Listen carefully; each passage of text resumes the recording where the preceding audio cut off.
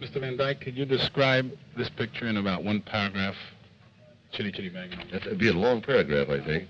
I play the part of a unsuccessful inventor with 2 children who lives in a windmill. And we find this car in a junk heap and refurbish it, and it has magical properties. It flies, it'll hover on the water, do almost everything.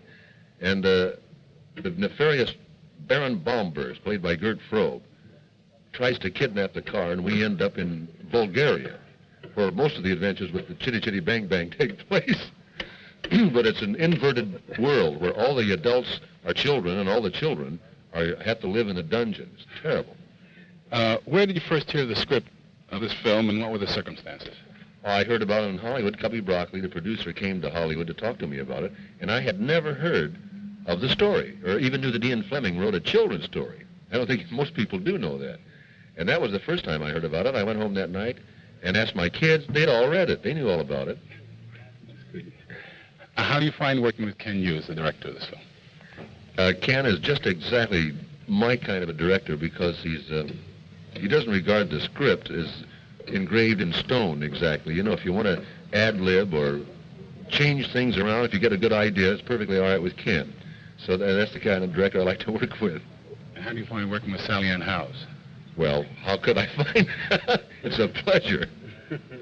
Could you compare your role here, or your style of role here, with that of Mary Poppins?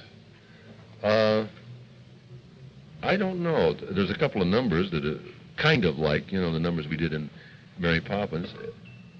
The man I play, Caractacus Potts, probably has Bert's philosophy, the same outlook on life as Bird in Mary Poppins. Most everybody thinks that American television is in pretty sad shape. What do you think is wrong with it, and why? I don't. Somebody once said in the paper, one of the papers here, I think, that if the newspapers in the United States depended on a rating system the way television does, it would be 10 pages of comic strips. And I wonder if that isn't true, that the rating system is what's the matter with television. I think that we should just diversify it in some way so that small groups of people, with interest can watch something that they're interested in. It's all that lowest common denominator thing or something. I'd like to see the rating system go.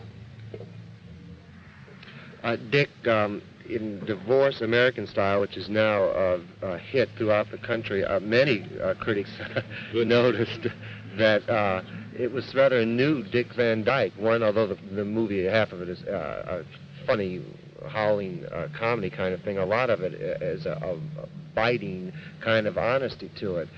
What is most rewarding to you, doing something, a realistic type part like that, or again a part like this in Chitty Chitty Bang Bang, a fantasy?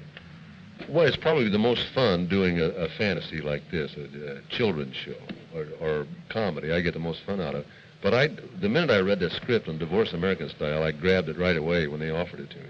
Because I think that, you could say the truth better with humor than you can say it any other way, because people don't forget it. And I think this picture, despite the fact that it's got laughs in it, it has an undercurrent of, as you said, it's biting. But I think it really says it. I've taken people to that picture who had to leave. Right in the middle, it got so close to home they couldn't take it. Dick, what about the Dick Van Dyke show going off the air? What was the reason for that? Well, we all voted. Everybody took a vote. We only had a 5-year contract, so at the end of the 5 years, we decided to vote on it. And most of us felt that we wanted to quit while we're still proud of it. I don't know. When they go 8, 10 years, it seems like you either run out of ideas or get a little stale or something. But I get a little homesick. Looks like you're going to go for another 8 or 10 years, though. Because we've got them coming back pretty strong. In the daytime? Yes. Good. What do you think of fashion and the mini skirts we've been seeing here in London? I don't mind the mini skirts, but the mini skirts, I don't know. I don't mind it. We go down to Kings Road and Carnaby Street. That's right, isn't it? Yeah. And I think it may be an overreaction to conformism on the part of the kids, but I think it looks pretty good to see individuals dressing the way they want. It's colorful. The rest of us in our plain gray suits go down there and watch them.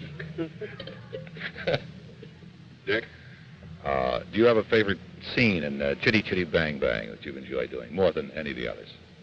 Well, we've only been shooting now 3 weeks, and we've been working on a number called Toot Sweets, which takes place in a big candy factory. And we're still working on that, and we're having a ball with it. As a matter of fact, I just pulled a muscle in my leg. I got a little too energetic in the number.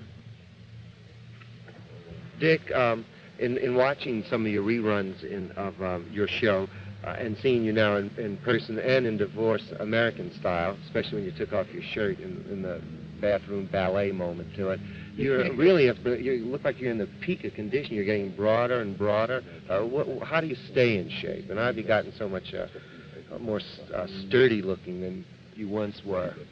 Where am I getting broader and broader? Yes.